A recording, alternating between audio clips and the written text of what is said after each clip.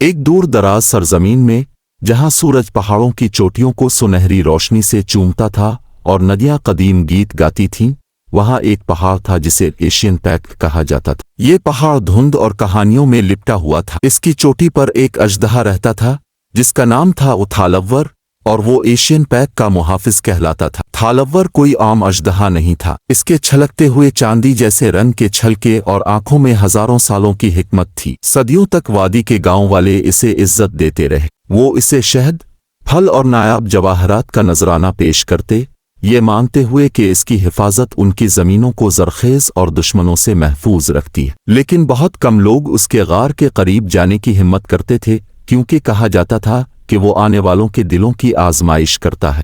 ایک بہار کے موسم میں وادی کو ایک شدید خشک سالی نے اپنی لپیٹ میں لے لیا۔ فصلیں مرجھا گئیں اور دریا کا بستر تپتی دھوپ میں دراڑوں سے بھرا ہوا تھا۔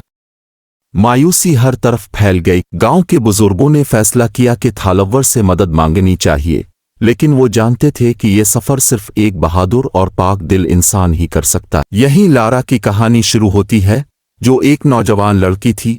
اس کے سرخ بال شعلے کی طرح اور دل عزم سے بھرا ہوا تھا۔ جہاں دوسرے لوگ خوفزدہ تھے، وہاں لارا نے ایشین پیک پر چڑھنے کا فیصلہ کیا۔ اس کے پاس ایک ہی تحفہ تھا، ایک نیلم کا پتھر جو اس کی مرحوم ماں نے اسے دیا تھا، امید کی علامت کے طور پر۔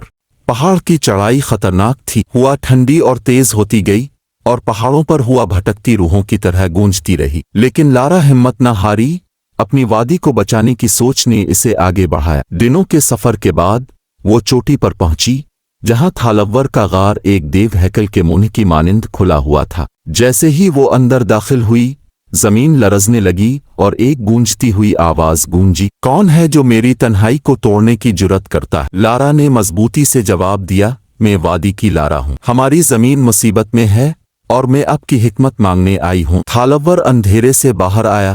اس کی بڑی شکل طاقت سے بھرپور لگ رہی تھی۔ اس نے لارا کو غور سے دیکھا اور کہا، "بہت سے لوگ آتے ہیں لیکن کم ہی لوگ قیمت کو سمجھتے ہیں۔ میں تمہاری مدد کیوں کروں؟" لارا نے نیلم کا پتھر اس کے سامنے رکھ دیا اور کہا، "میرے پاس اور کچھ نہیں، لیکن یہ خزانہ نہیں، امید اور قربانی کی علامت ہے۔ یہ وہ یادگار ہے جو میری ماں نے چھوڑی۔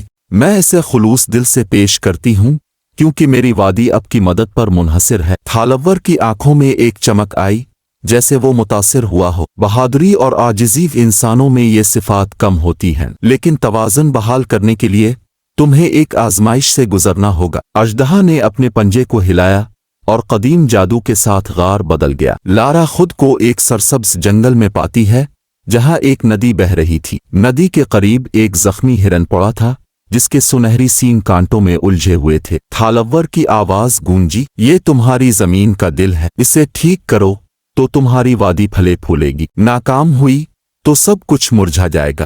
لارا نے ہرن کے قریب جا کر اس کے سینگ کانٹوں سے آزاد کیے، اپنے ہاتھوں کی پرواہ کیے بغیر جو کانٹوں سے زخمی ہو گئے تھے۔ پھر اس نے ندی کا پانی اپنے ہاتھوں میں بھرا اور ہرن کے زخموں پر ڈالا۔ آہستہ آہستہ ہرن کھڑا ہوا اور اس کے سینگ روشن ہو گئے۔ جنگل نے جیسے سکون کا سانس لیا۔ جنگل کا منظر تحلیل ہو گیا اور لارا دوبارہ غار میں تھی۔ تھالور اسے دیکھتا رہا، اس کی آنکھوں میں فخر تھا۔ "تم کامیاب ہو گئی لڑکی، تمہاری ہمدردی نے توازن بحال کر دیا ہے۔ اس نے اپنے پروں کو ہلایا اور بادل وادی پر جمع ہو گئے۔ اسی دن خشک سالی ختم ہو گئی اور وادی میں زندگی لوٹ آئی۔ گاؤں والے خوشی سے جھوم اٹھے اور لارا ہیرو بن گئی۔ لیکن لارا صرف گاؤں والوں کی شکر گزاری نہیں لائی، بلکہ وہ ایک سبق لے کر واپس آئی۔ یہ حقیقی طاقت ہمدردی اور قربانی میں ہے۔ تب سے تھالور نے وادی کی حفاظت ایک نئے عزم کے ساتھ کی، اور اس کی کہانی ہمیشہ یاد رکھی گئی، ایک محافظ، ایک لڑکی